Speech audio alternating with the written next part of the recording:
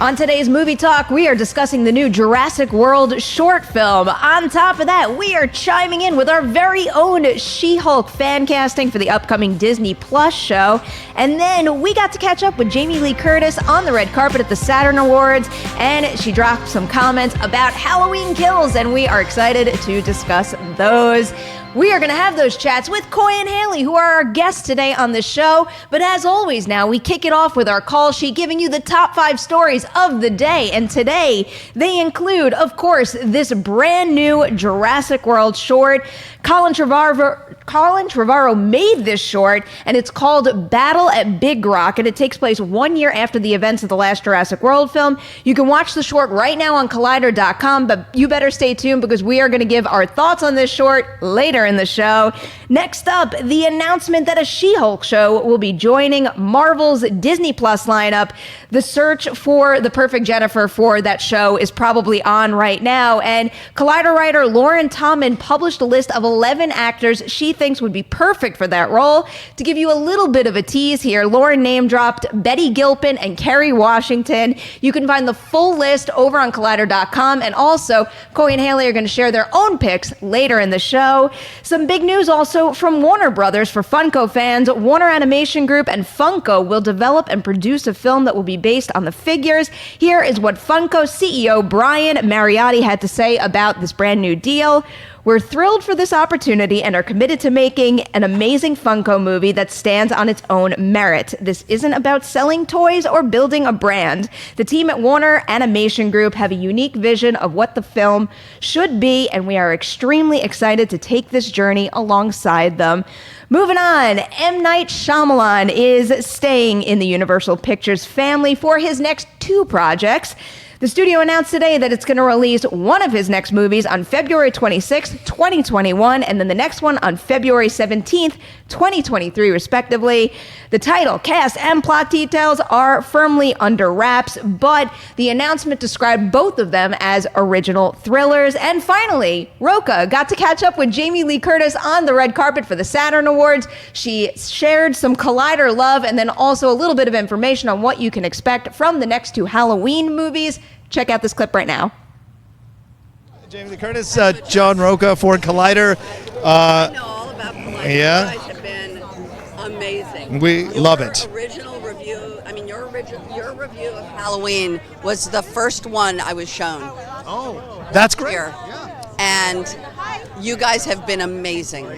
Amazing. You guys were in Toronto also. Yep. Yes. Yep. Perri Nemiroff, Steve Weintraub, Haleigh Foutch, all big fans of the horror genre, all massive fans of you coming back to Halloween. But I remember seeing the original. I'm of an older age than them and saw the original, and I was incredibly excited to have you come back to it, and you really kicked some ass. So what was that experience like for you, finally stepping back in and getting to kick some ass on your own? Well, I mean, it's funny. The ass-kicking part is the fan favorite part, but from my standpoint, I didn't go into it because I got to kick Michael's bottom.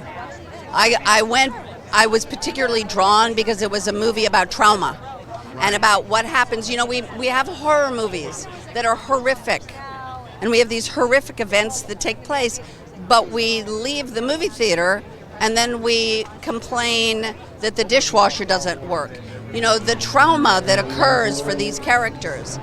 For 40 years, I felt was very important that David understood that and was really giving Laurie great honor to acknowledge that her experience of her life was very challenged. Yeah. And then kick his ass. You know what I mean? Right. And then you realize that in fact it was all like a spider's web. Yeah. But in order to go to the spider's web, you also had to see the very fragile person.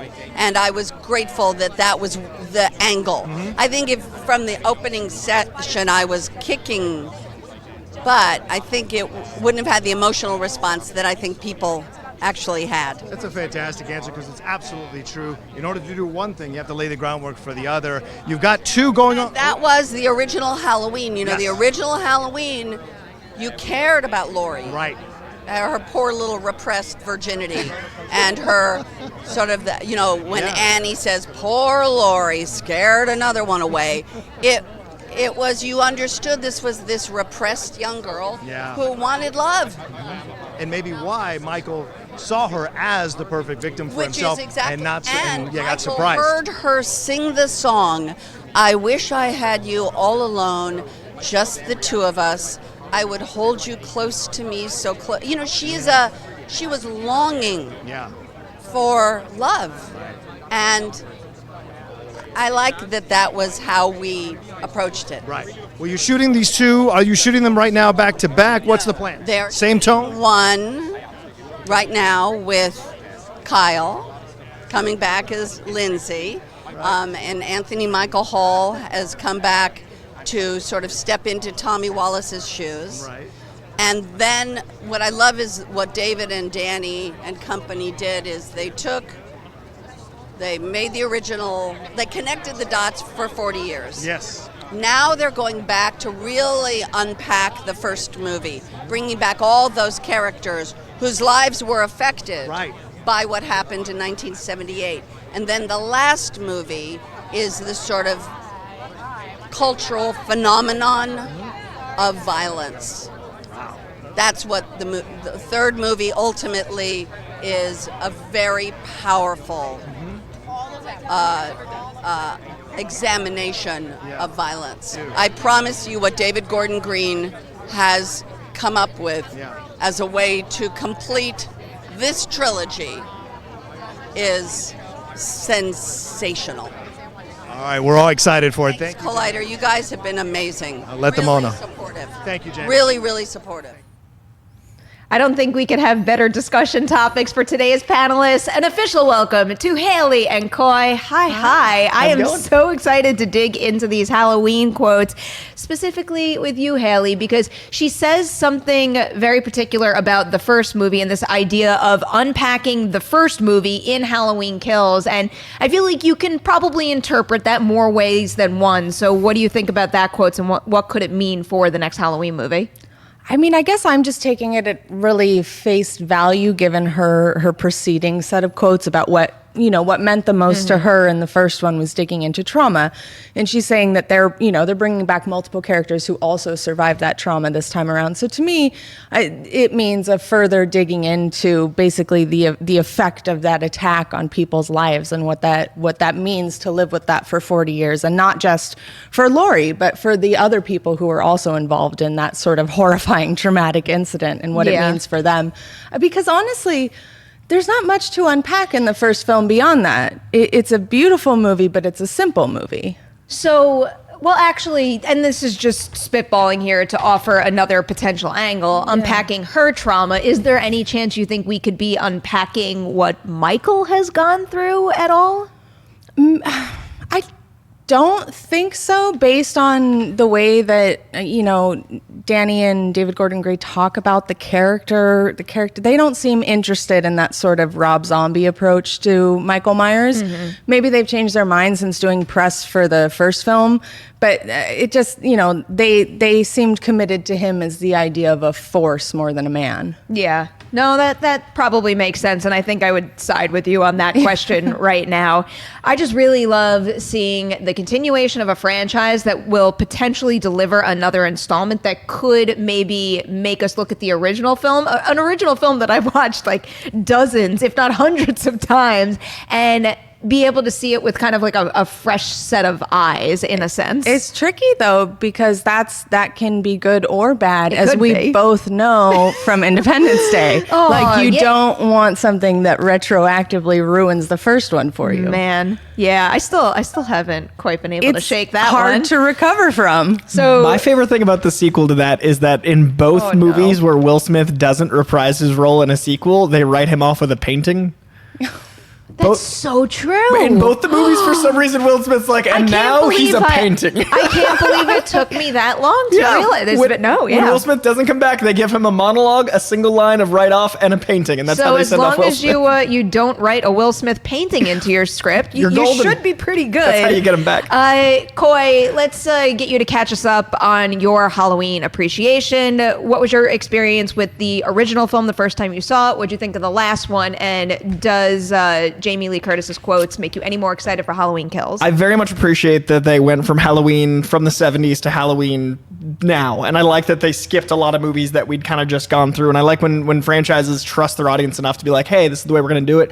So I'm cautiously optimistic about Halloween Kills being something that acknowledges only those two films, because those are the ones that have the most lean continuity. We don't have to talk about Halloween H2O, Joseph Gordon-Levitt notwithstanding. We don't have to dive into all the different continuities and messes they made. But I really am concerned about the kind of the shape getting too much. Like the Rob Zombie approach you were talking about. I like Michael Myers being just a concept, a force of nature, this crazy entity. So when I watch Halloween, what I get out of it is it's like a hurricane. He's a force of nature that I don't want to humanize too much. I like that I'm terrified of the blunt force trauma. What separates Halloween from Scream or even Jason is just the sheer blunt brutality. It's there's no other reason for it. It's happening. Once you give it a lot of backstory, you start to humanize something that should be inhuman to me. But that's just my opinion on Halloween. Well, now that you explain it that way, and I'm thinking about all the events of the 2018 movie, it really does feel like they put a stop to that, because the podcasters in that movie, their whole initiative was to dig into what drove Michael, and they failed at that. And I feel like that might have been them shutting the door on that aspect of the franchise and hopefully focusing more so on the trio and maybe unpacking it in the sense of how does what Laurie went through back in the 70s affect every single generation of her family? Because in addition of having 3 generations to this family, they also teased that Cameron, the person that the young guy that she was dating in the 2018 film, he's Lonnie's son. So that's another character from the original movie that could have maybe not a direct influence, but he's represented through his child. Yeah, and just, for the shape, they also, a big part of the reason why they got rid of the sequel stuff is because it made him the brother, right? And when we were on set, Danny McBride was like, well, I didn't want to do that because he's not my brother, so it's not scary. So I think they just want to keep him scary. And, unpacking the town essentially is much more interesting to me, especially with what she said about how the third film is essentially going to address the phenomena of violence at large.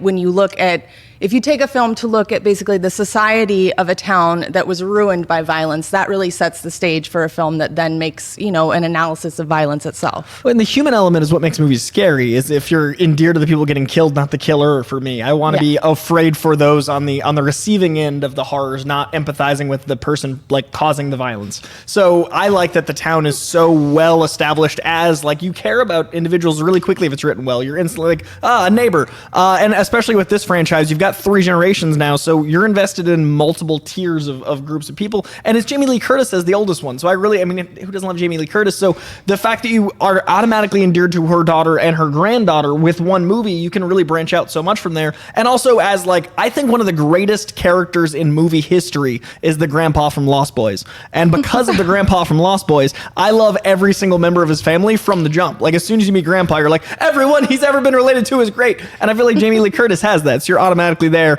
And Santa Cruz should be in more movies. Lost Boys. I also feel like we can't move on without a Jamie Lee Curtis. Grandpa Lost Boy ship. Oh, I'm fine with that. Yes. And I also think that every single show needs a brief moment to recognize how incredible Jamie Lee Curtis is, because she is a freaking delight. You were talking about it before we started the show. It's just, how open she is to talk about all this kind of stuff and how excited she is too. I mean, that kind of thing is infectious when you're such a big fan of a franchise. So huge thanks to her and everybody working on these movies for getting us all excited. If you want some more Halloween content, Ryan Turek from Blumhouse has been posting some behind the scenes stuff. So I highly recommend following him on Instagram, because those movies aren't all that far away. We're going to see a lot of content from Halloween coming on the internet, and we're going to cover it all right here on Collider Movie Talk.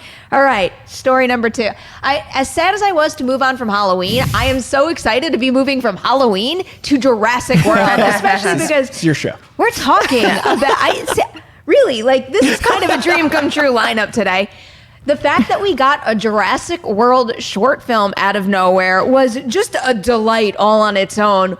That short was freaking phenomenal. I mean, that short is big screen cinematic levels of action and dinosaurs. And speaking of actually social media stuff right now, Colin Trevorrow is on Twitter right now sharing all this stuff that they did behind the scenes, the dino models, the little model that they used for the trailer. The performance in this thing is something, I don't know. Clearly, I'm blown away by it. What did you guys think of the Battle at Big Rock?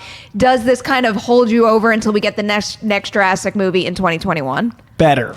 It's actually my favorite thing since Lost World. Okay. I liked this more than JP3 or Jurassic World 1 and 2. I needed something to, for me, be a palate cleanser. I don't dislike much, but the Jurassic Worlds didn't really land for me, and it felt like I was sacrificing my Jurassic Park childhood by being like, well, this is the way we're going, huh? Okay, sure, there's a vest, so he must be cool. And it didn't work for me, because I love Star-Lord Chris Pratt, and I love Parks and Rec Chris Pratt, but I never quite bought Indiana Jones Chris Pratt. So I really struggled with Heels Bryce Dallas Howard. Like, there were so many things that just added up to me being like, all right, well, sure is a movie. So this, to me, was everything I loved about Jurassic Park. It was actually investing in how scary dinosaurs can be. It felt like a theme park ride in a good way, not a bad way. You had that visceral escalating action. You instantly cared about every character. The writing is so good. The acting is so good. You're invested in this family, and it doesn't have to world build, because Jurassic World should already be world built. Shouldn't have to explain why this is scary. Make it scary. Make it work.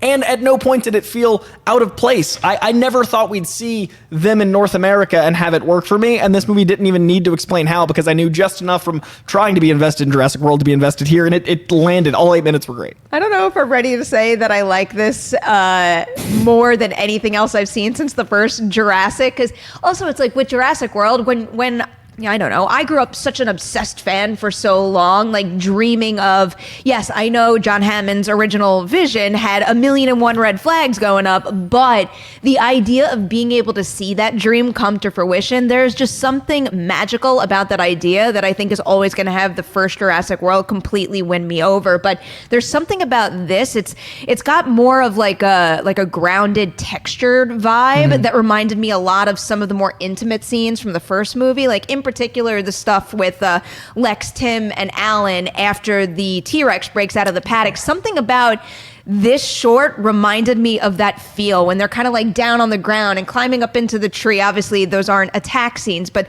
there's something about the way this is shot that made me feel like I was in the trailer right with them, like I was in that tree with the three of them. Were you into it? Oh, yeah, totally. I actually am a weird person who really loves Fallen Kingdom. I think it's a super fun, like, big budget B movie that should have never been made, and I'm just amazed that it exists. Like, I'm never not gonna love a dinosaur. Cool guys don't look at explosions. Like, that's awesome. So I do really enjoy that movie. But this is a fun next step, and I think it makes me more curious to see what Jurassic World 3 is going to be like, because this feels like what we assumed that movie would be this kind of a scene, but in a full feature-length film. Maybe it will be. Maybe this is just a taster. But my favorite thing about this is that it was a secret, that it launched on TV, and it's the kind of thing that if this had happened during fall season when I was a kid, it'd be like an iconic Halloween memory for me. Like, yo, remember when that Jurassic Park short dropped? That was like the best Halloween.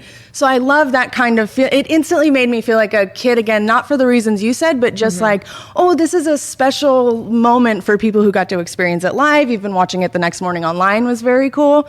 But I think it's a lovely short. It captures something really seasonal and powerful for me that I like even more. I'm a second apologist, like the Lost World apologist. I really like so many parts of the Lost World. So to me, having that the tip over remind me of the Jeff Goldblum like trailer tip over, and there's so many moments that feel like old Spielberg Amblin to me in this that I think maybe that's what I didn't like about Jurassic World, is it didn't feel like Jurassic Park. Yeah. Like it felt like what you're describing, which is like the B movie, dinosaur movie, which maybe if I rewatch it with that, I might enjoy it, because the whole time I was like give me Jurassic Park, and I was like, sure are dinosaurs here, and I kept trying to strong arm my brain into being like, this is what you want, right? But if I watch it like that sounds enjoyable. So to me, this captured the technology advancing, catching up, plus that feel of Amblin, and like amazingly endearing characters so quickly. Like, I don't know why I love Dr. Grant so much, but I do. And I don't know why I forgive so many bad choices in Lost World, but I do. So this captured that in a way that I really felt special. It really is incredible how quickly he sells this family and makes you like completely fall. I cared about these individuals within seconds of meeting them, which is quite the accomplishment. I wanted to get your thoughts on the release of this short, period. Just what does it mean to have a short film like this come out when they have such a big gap between Fallen Kingdom and Jurassic World 3? And is it the type of thing where you want to see more shorts, especially when you take into account, the budget? Because this thing doesn't look like it was a throwaway opportunity. It looks like they spent a good deal on this. I always want more dinosaurs. If we're talking specifically Jurassic, then yes, more shorts, please. In general, I think it's, I mean, I don't know, business-wise, we'll have to see if this seems to have conjured a big, passionate response that maybe has been missing from the Jurassic fandom for the reasons we've been discussing. But just from a viewership perspective, absolutely. I love a surprise, especially, like you say, a big budget. This looks really good. This is a great surprise. This is not a half-assed surprise. Yeah. I think it's wonderful, and I think it is a really good way in between, like you said, such a massive break between films to keep people going like, oh, right, that is one of the biggest franchises in the world. I do love dinosaurs, especially at Halloween. It's weird thinking about this because also a lot of people out there know I watch Star Trek Discovery, and they've been releasing the shorts also to fill in certain gaps of the story. And even though those shorts might be very good, this had a different effect because it was, again, dropped out of nowhere. It was completely free, too, where you can go on YouTube and watch it, whether or not you're a subscriber to something. It's just, I'm trying to figure out what is changing with the models out there because, of course, we have Quibi with short form, bite-sized storytelling. Like, what is the best way with all these big franchises out there for them to make a difference in between enormous installments? Because especially with all the reboots we've been getting, it's like bringing up Men in Black. The Men in Black enthusiasm, I think, fizzled out. Yes, the movie wasn't that great, but we need to find a way to keep these epic franchises epic through the continued enthusiasm in between installments. I think we should let format die. Like, I don't think we should live by any structure. I think that if there's content that works, you should let it be. Like, Endgame was damn near 3 hours. It was a 3-hour movie, and that's because that's the story that needed to be told. They didn't try to make 2 1.5-hour movies because it was a comic movie. I think all of these it's archaic to look at runtime and be like, that's what that is. So I think that if something works, this is the amount of story that needed to be told to get me excited again. It doesn't matter that it's 8 minutes. If it could have been told in 2 minutes, sure, but don't release it in 4 sets of 2 minutes. It's an 8-minute story, release it as 8 minutes. And I feel like if this came out, if the technology was available and this came out in the early 2000s, it would have been 4 2-minute chunks, and they would have put like little teases in it. They would have been like, and then tune in next week for more big Black Rock fight. Like, they would have like made that a thing.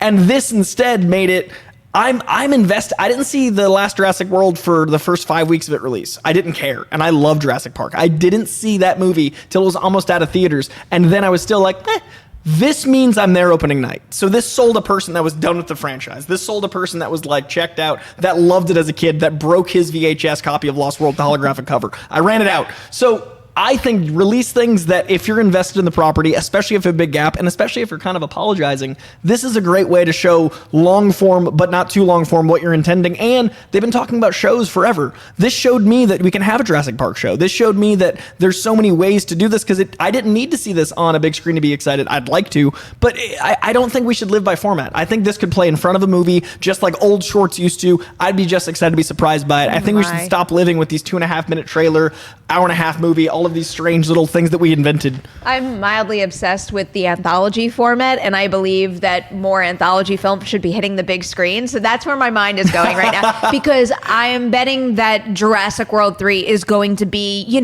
dealing with the big picture of the fallout of Fallen Kingdom, where, let's say, Bryce Dallas Howard and Chris Pratt come back, and they're dealing with the larger issue. They're trying to find a solution to the big picture. What if, in between the events of Fallen Kingdom and Jurassic World 3, we just got more of this, where it was short, and it was, I don't even know if you need any kind of wraparound, just where people across the country are dealing with dinosaur encounters, whether it's a dangerous one like this or something really good. Who knows? Maybe someone out there has a dinosaur as a pet and someone's like, no, you can't do that. That's an interesting scenario. The credits in this were great. Exactly. Just it was what, 5-second blips of stuff. Yes. And that's what comic books are, is those little tiny stories that tell you the fill-in stuff. So give us these as serialized comics that tie into the world. That's why the MCU works, is because there's so many side missions that lead to something or don't. Make that this. You made a world out of a park. Use it. I'm so sold. I want this to be, I don't want to be greedy because we just got this short out of nowhere, but I want more. This would have been like $40 million 10 years ago. Like, I watched this like, how? Just how? Well, like, that's it wasn't $40 million, but like, it's clearly not cheap. How do they make money off of this short? What's like the business model here? Like, it's fun to go like, yes, we should have 1,000 of these. Well, that's part of the reason why I asked you guys about just like the release structure and what this really means. And you kind of said it, Coy. I think Coy is the proof that there is money in an idea like this because it wasn't a priority. And this said to you, I need to buy a ticket to Jurassic World 3 when it hits theaters. And if that's the results of shorts like these, that's great. And the last two made over $1 billion. Did the second one make over $1 billion? I know the first one did. So they both made over $1 billion. So they've got a little, not like they've got money, but you know, if the franchise doing that well and you want to get the people that have fallen off, then I think this is a great opportunity. And if it's something that's a known property, I guarantee toy sales are going to spike this week. I guarantee all the side missions of a film franchise are going to do great. So I think if this does well, hopefully that means we get more in the worlds of Star Wars and like the fandoms that are known fandoms. This could like inspire a lot of that, and then we could have shorts more. I didn't need to be inspired any more than I already was, but I'm happy that I kind of was. I'm so freaking thrilled right now. So yeah, that is our thoughts on the new Jurassic World short. Again, if you have not seen it for yourself, please go over to Collider.com. We've got an article on it right there where you can watch it. Now, before we move on to our next topic, which is our She-Hulk fan casting, we got a couple of shows to tell you about on the Collider Video YouTube channel. Here are some promos. Hey everyone, John Roca here, the host of Collider Sports Time. Well, you know, if you've been watching us every week, you know we break down the latest and the greatest in the world of sports, talk about the big issues, the big games, all of it with a rotating band of guests like Matt Nose and Josh McCouga. We've had Taylor Bisciotti on. We've had so many great guests. Now, if you want to see more of Sports Time or you want to try it out for the first time, remember to subscribe to Collider Sports YouTube channel for all the sports goodness. Hi, I'm Amy Dallin, one of the hosts of Collider Heroes, and starting right now, you can catch our show Tuesday nights with a new Collider Heroes and a longer Collider Heroes podcast, where Coy and I are gonna talk your ears off. You already know that's coming. So make sure to go to YouTube, subscribe, and find us on the Collider Heroes podcast feed for all of that sweaty goodness. All right, who's ready to talk some She-Hulk? I really dug this list, but one of the things that the list showed to me is that there are endless possibilities as far as the casting goes. So I think a good place to start is a little She-Hulk 101, just to kind of narrow our focus a little, if that's even where it's going to lead. So, Coy, I leave it to you. Tell us who She-Hulk is. Just ask me to narrow your focus and ask me about a comic property. Jennifer Walters is an amazing character that actually broke the fourth wall before Deadpool. She wasn't the first to break the fourth wall, but she was a mainstream character that did it very publicly. She spoke to you from the comic book cover. She told you to buy her book. One of my favorite runs is by John Byrne, and that kind of reshaped the character in a very specific way. She is Bruce Banner's cousin, and Bruce Banner has often been a fugitive, so he was on the run, didn't know who to call, hadn't seen his favorite cousin in years, went to California while on the run, and called up Jennifer Walters. She gets hurt as a result of Bruce Banner being the Hulk, and therefore he completely feels responsible for the situation and gives her a blood transfusion, and he's gamma irradiated, so that transfusion turns her into the Hulk. And she has a different power set. She can stay calm in times of this. She's also at many times just stayed as the Hulk by choice. She's just like, well, this is who I am now. She embraces the Hulk way earlier than Bruce Banner does, and she seemingly has much more control over her emotions throughout. There are times where she Hulks out she doesn't intend to, but overall she's able to do that. The character also, depending on the writers, had a lot of different variations. Like right now, Jason Aaron, responsible for the very iconic Jane Foster Lady Thor, is writing her as kind of like Thor's lover out of her like demanding someone worthy of her. So she's like, I'm the Hulk, and no, none of these mortals are worthy. So she like pursues the Hulk as the only one that like she can smash with. And it's a really cool storyline because it's this really empowering, like, who would the Hulk date? Like, who's worthy of the Hulk? So she's a brilliant lawyer, a force to be reckoned with, and there's that Odinson guy. So they have this whole Avengers romp, and that's really fun to see that dynamic of the character. But she's also really good friends with like Spider-Woman and Captain Marvel, and there's a lot of really good storylines that are like girls' day out with superheroes. And there's comics are a bro club, so it's really good to see these strong characters get to have like girl dates and go on these adventures. And Spider-Woman's a mom and dealing with being a parent as a superhero, and dealing with being a working mother, and dealing with being a lawyer that isn't taken seriously because she's the Hulk. And she also like is a rival to Matt Murdock as far as how good she is and her being a superhero lawyer. So there's a lot of law stuff. So the actress needs to be incredibly likable because it's a tricky character to land the snark and funny.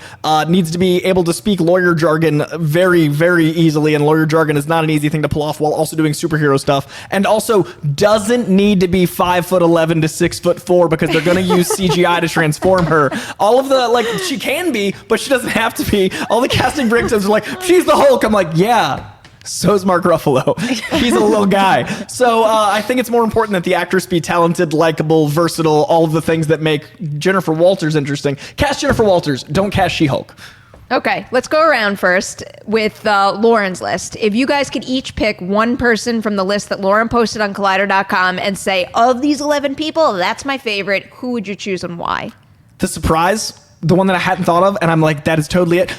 Support like first runner up Kylie Burnberry, because I hadn't thought of that. She's incredible. Blake Lively would be amazing. She's so funny. She's so charismatic. I feel like people aren't giving her the due of, like, she keeps up with Ryan Reynolds for like tit for tat humor. Like, Ryan Reynolds, one of the snarkiest funny people on I can't imagine living with Ryan Reynolds, and I love him. She has babies with him, so that means she must have a great sense of humor and is really funny in social media, the way they interact with each other. I would love Jennifer Walters to have that kind of snark and versatility, but also Blake Lively is such a boss. Like, she carries herself well, and I feel like a lot of people just see her as sister to the Traveling Pants. I'd like to see her get taken seriously because she's done a lot of incredible dramas in independent work since, and I think she's way more than just the girl in Shark movies and Traveling Pants. So Blake Lively. She's great in the Shark movie. For the record, I know, I'm like, know your audience, Coy. They probably But also, if you haven't seen A Simple Favor, she's phenomenal in that, and she absolutely has this fast-talking, really witty dialogue that would be perfect for what you were just describing.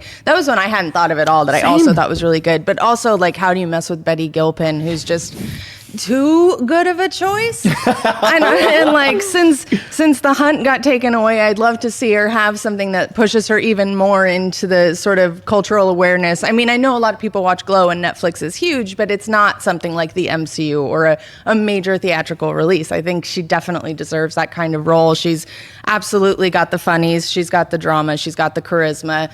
We know she can do physical performance. She's just like, it's the first one on Lauren's list, and it was like, oh, well, you did it. Oh, that one. Okay. Yeah, exactly. 1 + 10. I see her 11. Yeah. If I had to pick one as well, it would definitely be Betty Gilpin, and I think she is phenomenal across the board. It might be because Glow season 3 is so fresh in my mind, and she's so good in that because in that season in particular, not only is she doing all the in the ring type stuff, but she's also dealing as a producer with everything going on around it, which I think again ties to the lawyer jargon that you kind of just explained. But to throw another name, all right, I'm going to throw 2 other names from this list out there, actually. For whatever reason, Rosario Dawson is just always someone that I pictured to be a major part in the Marvel Cinematic Universe at some point, and she's so good that I feel like throw her into any role. I don't really care who you cast her as. I am going to be behind that choice. And then the one that I got the kick out of most is Kristen Stewart. I feel like I almost want to see it happen just because I never would have connected her to, again, she is another one that I think is great, and she does have more range than I think many assume because, you know, I mean, her and Robert Pattinson, they're just never getting out of that, the Twilight thing that they all started with, but everything that I've seen her in, she doesn't necessarily say to me like Hulk out. And I know you said that she keeps calm and she can control it better, but there's something about Kristen Stewart that I never would picture for this role. So having that kind of challenge thrown in her lap really excites me. But now, on to our own picks. I've got 3 draft picks of my own. I had a feeling you had a bunch. I have forever wanted Emily Blunt in the MCU. I wanted her as Captain Marvel personally. I have nothing against Brie Larson, but for me, Emily Blunt is Captain Marvel. She was almost Black Widow. They clearly have her phone number. I really love the physicality Emily Blunt brings to things, but also the D23 panel where her and The Rock came out, it was like 45 seconds of them, and I was like, oh, this is the buddy cop movie I never knew I wanted.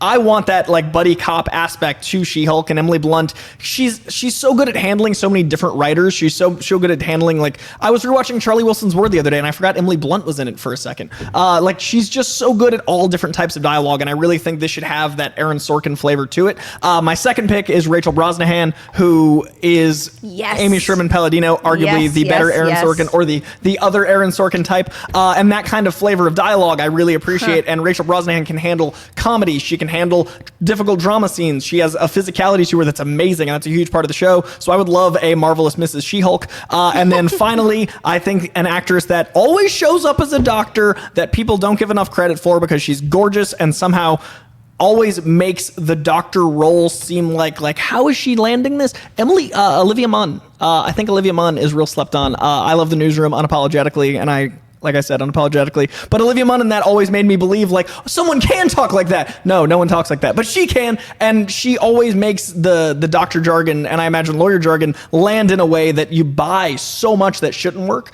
And I think that that's really important for She-Hulk. So Olivia Munn's my third. All right, Haleigh, what you got? What are you adding to the list? Well, I realize that a lot of my casting, I'm basically just ripping off NBC. They do really good casting over there on their sitcoms. So basically anyone from The Good Place, but especially, and you make a good point, she does not have to be a large woman, but Kristen Bell is a phenomenal, just fast talking, can do anything. I don't know if you guys haven't seen her Hot Ones. That woman is a force. She like racks those wings up to the top one. I've had all those hot sauces up the top layer. They're not a freaking joke. She does not flinch. She-Hulk audition is Hot Ones. I love No, I'm not done. So while she's doing this, he's like, can you explain philosophy to me? And she absolutely does without flinching, just breaks down philosophy really quickly while she's got a mouthful of the hottest hot sauce in the world. Cast her. But she's just, I think she's really amazing. I'm a huge fan of hers going back to Veronica Mars, and even she was, Reefer Madness. That was like a big part of me being a theater kid. I love her. I think she would be an unexpected good pick, but also like Darcy Carden, who plays Janet, would be a weird curveball pick. She's so talented, and that would be something out of left field. And I feel that Marvel always surprises me and goes like, oh yeah, that is perfect, but I didn't think of that. Yeah. Mark Ruffalo. Yeah. Also, Stephanie Beatriz from Brooklyn Nine-Nine, also a phenomenal comedic actress who I haven't really seen her do more dramatic stuff, so that's more of just me liking what she does with comedy and the way she plays like a tough character on Brooklyn Nine-Nine. I think she's excellent. It's just like one of those roles where you could really go on forever. There are so many good options. I know a lot of people really are clinging, like you said, to this physicality, which kind of pointed my brain there at first in a lot of ways too.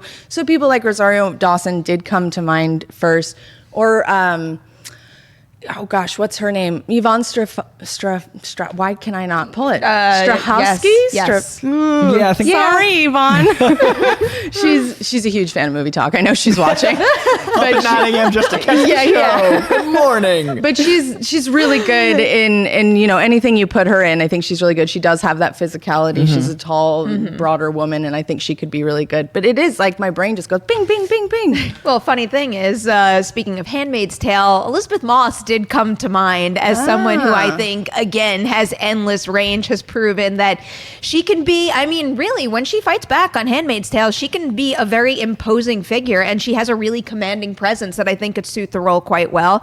And then the other name that came to mind, because I am a diehard Orphan Black fan, and I think it is only a matter of time before Tatiana Maslany just conquers like the MCU or Star Wars. She was in talks for Star Wars Rogue One at a point, or not in talks, but she was up for the role of Jyn Erso. And I love Felicity Jones, but because I was so obsessed with Orphan Black, I couldn't help but to root for her. And ever since then, if she wants a kind of, a big franchise opportunity, I think she has all the ability in the world to just take one of those opportunities and really run with it. So why not She-Hulk? And that's the most exciting thing about She-Hulk, is that We could go on and on. I just love the idea that when they announce whoever is going to take this role, we're not boxed into a very like small range of options here. Like there are so many possibilities, and I'm excited to see them hopefully like surprise and encourage and just really get me pumped for this show and really every other Disney Plus thing that's coming our way, because no doubt this is all going to be connected. Actually,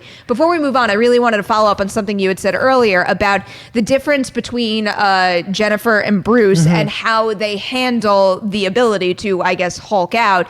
Do you think that in order to explore that more, we're going to wind up seeing a She-Hulk show with maybe an appearance from Mark Ruffalo? Because comparing the two sounds like a really interesting idea to me. I think he'll appear. I don't think he'll be like a consistent player, but I think just like any show based off a movie and vice versa, there's got to be that tie-in, and there's no way Mark Ruffalo, like, he loves playing the Hulk. Yeah. And I think there's a real opportunity here. Plus, the Hulk is currently injured. The Hulk currently has the one arm, spoilers for Endgame, which made billions of dollars. You've probably seen it. But I imagine there's going to be a lot of him experimenting with science. So maybe that turning into something that causes his cousin to get the powers. I think there's definitely got to be a scene with them two, plus some training, some her dealing with all of those things. Like, there's definitely got to have that involved. And Bruce Banner loves to experiment. So I imagine there's going to be a lot of like take and give between the two of them. And that banter is going to endear us to, we love Mark Ruffalo. So introducing She-Hulk through that is going to endear us to the actress very quickly. And I really want a California set show. I want something that's not in New York. I want, and like, you know, West Coast Avengers. I think Young Avengers is coming. I think it might be West Coast. I think things might start shift over here.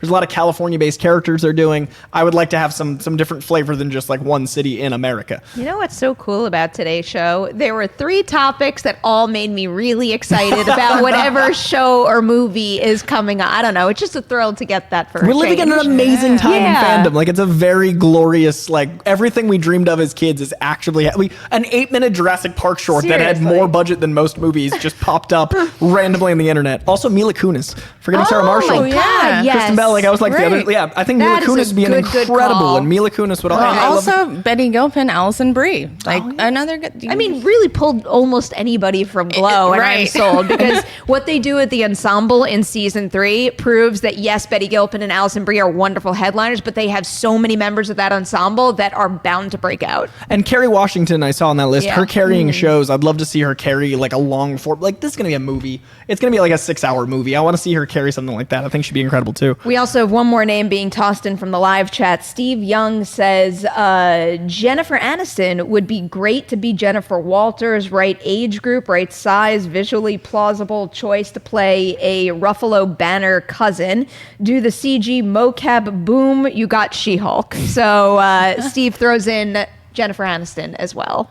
I was under the impression she's a younger character. Is she not? I think of her as being younger. That's another thing. She can be really anything. She's got to be a lawyer-aged woman, so she's out of college. Yeah. I picture her in her early to mid 30s, but she could absolutely be. However, I don't know how old Jennifer Aniston is. Like 40s? Is that maybe? Yeah. But I would love to see an older female superhero, like on the level that we get with Robert Downey Jr. and Mark Ruffalo, as far as being aged up a little bit. That would be awesome. And her being a lawyer really allows for that. I think it's a great call. And I'd love to see the She-Hulk Rachel haircut. So, I mean, obviously, that's the real pull. We are going to save some time for live chat questions. But before we do, we have kind of like breaking news right now that I want to share with you guys and get your thoughts. We got a brand new Birds of Prey teaser poster. It's on the screen right there. That's cool. How we feel. I know you guys can't see the detail, but all the birds around her are the characters from the movie. I think this is beautiful. I love the colors. It's like, can you picture something like this hanging from the rafters of a big movie theater? It's like, you can't not look at this design. It looks like it looks equal part marketing and like an obscure band.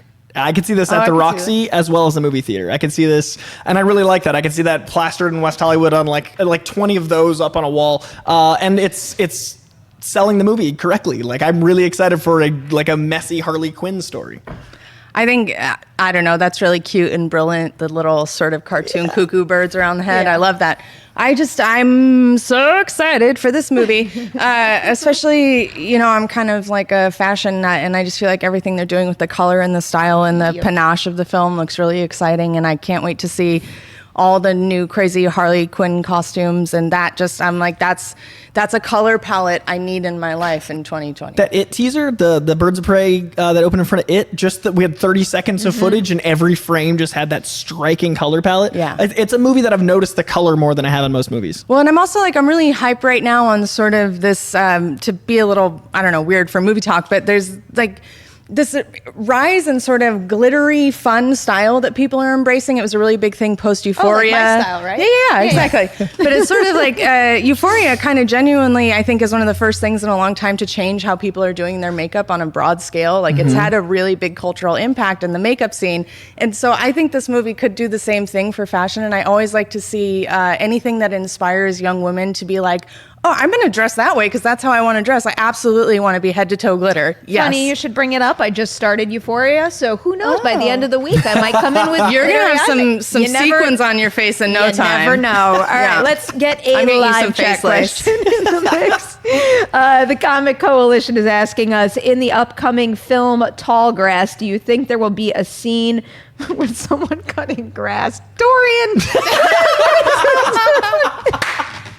Dorian's not awake right now. He's like, yeah, there's a question mark. Who is? I'm going to throw like, we're all like, yeah, sure. He just saw a question mark, sent it in. This is what I get for not pre-screening the damn questions. I feel like odds are good. No, it's a high likelihood. Yeah. Exactly. That'd be my first move if I got trapped in some tall grass. Yeah. So Cut that shit down. I mean, no one's cutting it down in the trailer. Well, it's a very small piece of the film. There is this Fight Club in the movie Fight Club. I believe there's a Matrix in the film The You Matrix. don't want to give away the third act in your trailer. As long as there's a Need monologue really while the tall lawnmower for that grass. That's the third act climax. They finally take down the tall grass. Did you guys like the trailer? Is this another winning Stephen King adaptation in our future? There's a Stephen King hot streak right now, and as long as that grass gets mowed, I'm here for it. Yes, messy yards are truly terrifying. It looks good. I really like Vincenzo Natali. I'm a big fan of obviously Cube, but also was it Splice? Yes, Splice is a messed up movie. That's exactly what I was just going to say. Yeah. I love Splice. So I've been waiting for him to do. So he's been keeping busy on TV and doing great things, Hannibal, stuff like that. But I'm really excited to see him back on screen, so to speak. Stop laughing about the grass. I'm trying to be smart. I'm just like, I've got this superhero suit up scene in my head where it's like a dad in like acid wash jeans, and like you slowly see the white New Balances go on, and like the flannel shirt goes on, and it's like sunscreen on the nose, and then like this dad just exactly like all the cutscene shots from Batman and Robin, but it's just dad wear, and Love it just it. goes out to mow. Hey, Patrick Wilson would be perfect for that role. As the dad. Yeah. I think we might have spoiled the film for God's ourselves. third act twist. Patrick Yeah. Wilson's here to mow. All right, I got one more question for you, and it's not going to get any better than that one. But What can? All right, no, wait for this, and you guys better get used to this because this is just going to be a thing. Collider Fans is asking, do you consider a? Oh no! Can't do it. Do you consider a donut a type of bread? Ooh. I mean, you bake it. Oh my God. It's fluffy. Do you bake it? Don't they get fried? I'm the last person to answer that question. I don't know how you donut. Yeah, I would you not like put them in the consider little it thing bread. and you dip it and it so bubbles. then it's not bread, Like, because- have you ever been to Universal City Walk and gone to that donut shop and they show you on the conveyor belt But the little crispy itty crust bitty goes donuts? through that bakey thing, right? Oh, that's true. Krispy Kreme. Oh, Krispy Kreme. Yeah, crispy crust is pizza. Krispy Kreme Right donuts on. is, but though you bake Krusty those, the which is Clown. bread-like. Yeah. So I that's mean, and it's bread, like it's breading. there's like a it's bread. debate to It's be carbs. had there. Yeah, it's definitely not That's good for really you. carbs. Much like I mean, bread, so don't eat a is lot of it. Rice Yeah. and other things, But you can turn it into a sandwich if you're a monster. but there's tons of places Does out it there that have- make donut sandwiches now. I feel like we're not qualified on a culinary perspective, but does donut have yeast, and is yeast a requirement to Do not qualify look as at bread? me with this question. I have science questions, Perry. I feel like it would depend in the eye of the beholder. I guarantee Homer Simpson would qualify it as a bread, but I think that like a nutritionist may not. like probably would encourage it not to be on the bottom of the food pyramid from the 90s. Well, glad we settled nothing but included our bread question in today's edition of Collider Movie Talk. That is a wrap on today's show. Haleigh, Coy, thank you guys so much for joining me. Dorian, thank you for demolishing the live chat today. Adam in the booth, thank you for your hard work. And to everybody out there, do not leave this episode of Collider Movie Talk without liking and sharing it. And guess what's coming your way on Collider Live later today? They got a great guest. Shawn Waynes is joining them at 10 a.m. Pacific, so tune in for that. And then tune in tomorrow, 9 a.m. PT, for a brand new edition of Collider Movie Talk.